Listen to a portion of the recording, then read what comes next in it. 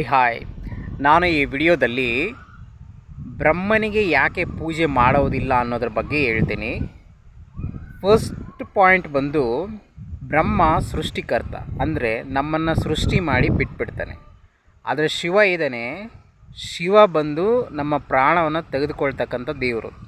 ಶಿವನಿಗೆ ಯಾಕೆ ಪೂಜೆ ಮಾಡ್ತಾರೆ ಅಂದರೆ, ಕೆಲವರು ಕಷ್ಟದಲ್ಲಿದ್ದಾಗ ನಾನು ಬೇಗ ಕರ್ಕೊಂಬಿಡು ಅಂತ ಪೂಜೆ ಮಾಡ್ತಾರೆ. ಇನ್ನು ಕೆಲವರು ನಾನು ಇನ್ನೂ ಸ್ವಲ್ಪ ದಿವಸ ಬದುಕಬೇಕು, ನಾನು ಬೇಗ ಕರ್ಕೋಬೇಡ ಅಂತ ಬೇಡ್ಕೊಳ್ತಾರೆ. ವಿಷ್ಣು ಬಂದು ನಮ್ಮನ್ನು ಕಾಪಾಡುವಂಥ ದೇವರು. ಅದಕ್ಕೆ ಜನ ಏನಕ್ಕೆ ಪೂಜೆ ಮಾಡ್ತಾರೆ ಅಂದರೆ, ಕಷ್ಟ ಕಾಲದಲ್ಲಿ ನನಗೆ ಸಹಾಯ ಮಾಡು ಅಂತೇಳಿ ಜನ ವಿಷ್ಣುಗೆ ಪೂಜೆ ಮಾಡ್ತಾರೆ.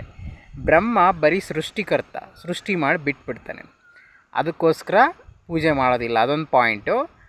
ನೆಕ್ಸ್ಟ್ ಪಾಯಿಂಟ್ ಬಂದು, ಬ್ರಹ್ಮ ಒಂದು ಹೆಣ್ಣನ್ನು ಸೃಷ್ಟಿ ಮಾಡ್ತಾನೆ.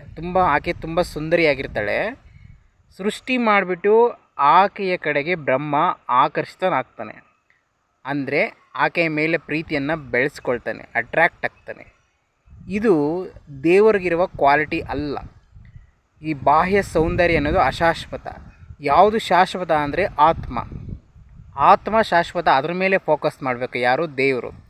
ಸೊ ಅಶಾಶ್ವತವಾದ ಬಾಹ್ಯ ಸೌಂದರ್ಯಕ್ಕೆ ಅಟ್ರ್ಯಾಕ್ಟ್ ಆಗ್ತಾನಲ್ಲ ಬ್ರಹ್ಮ, ಅದು ದೇವರಿಗಿರುವ ಕ್ವಾಲಿಟಿ ಅಲ್ಲ ಅಂಥೇಳಿ ಯಾರೋ ಒಬ್ಬ ಋಷಿ ಮುನಿ ಅಥವಾ ಬ್ರಹ್ಮನಷ್ಟೇ ಪವರ್ಫುಲ್, ಇಲ್ಲ ಬ್ರಹ್ಮನಿಗಿಂತ ಸ್ವಲ್ಪ ಹೆಚ್ಚು ಕಮ್ಮಿ ಪವರ್ಫುಲ್ ಇರೋ ಒಬ್ಬ ದೇವರು ಆ ಬ್ರಹ್ಮನಿಗೆ ಶಾಪ ಕೊಡ್ತಾನಂತೆ. ಏನು, ನಿನಗೆ ಭೂಮಿ ಮೇಲೆ ಎಲ್ಲೂ ಕೂಡ ಪೂಜೆ ಮಾಡಬಾರ್ದು, ಬಿಕಾಸ್ ದೇವರಿಗಿರುವ ಕ್ವಾಲಿಟಿ ನಿನ್ನಲ್ಲಿ ಇಲ್ಲ ಅಂಥೇಳಿ. ಇದು ಸೆಕೆಂಡ್ ರೀಸನ್ನು. ಈ ಕಾರಣದಿಂದ ಬ್ರಹ್ಮನಿಗೆ ಪೂಜೆ ಮಾಡೋದಿಲ್ಲ.